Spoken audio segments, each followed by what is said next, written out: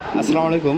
আমরা এই ভিডিওতে দেখব কীভাবে এসএসসি 2026-এর বোর্ড চ্যালেঞ্জ করা হয়। ঠিক আছে, ওইটা আমরা ধাপে ধাপে দেখে দেবো। এখানে আমাদের যে ওয়েবসাইটে, ওই ওয়েবসাইটে প্রথম প্রবেশ করতে হবে। আমি ওয়েবসাইটের লিঙ্ক কমেন্ট বক্সে দিয়ে দেবো। প্রথমত আপনার বোর্ড নির্বাচন করুন। তাহলে আমি যেটা করবো, এটা কুমিল্লা বোর্ডের আপনার রুল। আমি আমার রুল দিচ্ছি।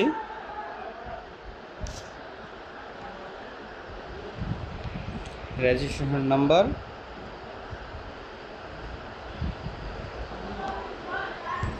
এসএসসি 2026, বাকিগুলো তো দেওয়া ঠিকই আছে। এবার আমি জমা দিলাম, ছাত্রের সব তথ্য আসলো।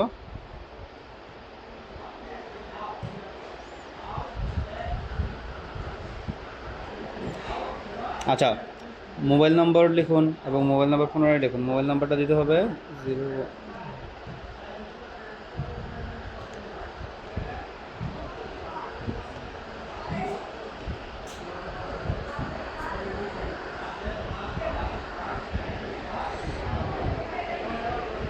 এবার আমার বিষয় নির্বাচন করতে হবে, অর্থাৎ আমি মূলত যেই সাবজেক্টগুলোতে ফেল করেছে ওই সাবজেক্টগুলো কি আবেদন করব।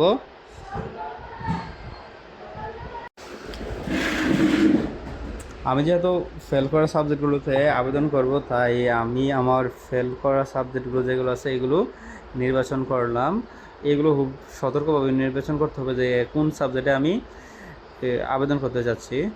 তাহলে আমি আমার সাবজেক্টগুলো দেখে দেখে নির্বাচন করতেছি।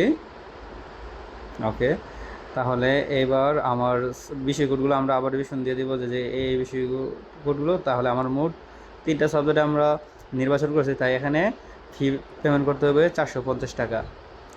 তাহলে এবার আমি ফি প্রদানে চলে যাব। ফি প্রদানের জন্য নির্বাচন তো হয়েছে।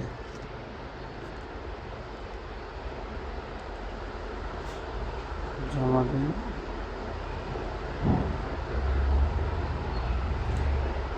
আচ্ছা, বিস্তারিত দেখুন, এখানে দেখি কি বলছে।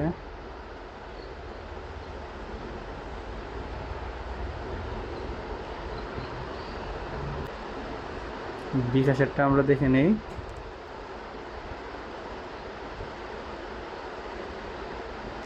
আচ্ছা, এখানে সুন্দরভাবে বোঝানো আছে এডুকেশন ফি, মানে পেমেন্টে যে আমরা এডুকেশন ফি, এসএসসি 2026 রি সিকিউরিটি এবং বুট পাসিং ইয়ার রোল নং ওইগুলো দিলে আমরা কি সহজেই কি পেমেন্টটা করে দিতে পারবো। আচ্ছা, আমরা দেখে নিই এই অনুযায়ী আমরা বিকাশে। আচ্ছা, আমরা বিকাশে আসে প্রথম এডুকেশন ফির মধ্যে যাব। ওইখানে যে আমরা এসএসসি, এখানে আসলে আমরা সহজে কি এসএসসি রি সিকিউরিটি এই অপশনটা পাবো। এখানে যাওয়ার পর আমরা প্রথমত বোর্ড সিলেক্ট করব, তারপর পাশের বছর সিলেক্ট করব, দেন আমরা রুল, আমাদের যে রুল নম্বরটা আছে ওইটা দেবো 18।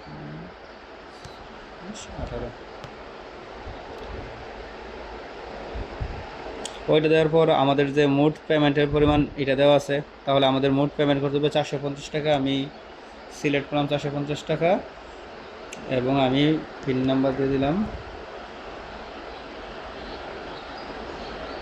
তাহলে আমার আবেদনটি সম্পূর্ণ হয়ে গেল। রিসিপ্টটা আমি ডাউনলোড করে রাখলাম।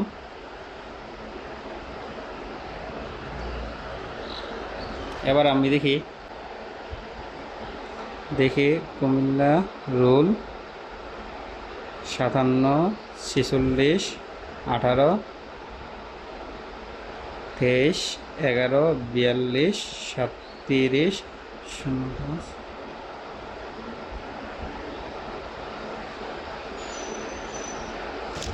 দেখো, তাহলে আমাদের মোট 450 টাকা এখানে পরিশোধিত দেখাইতেছে, কারণ আমার আবেদনটি সম্পন্ন হয়েছে।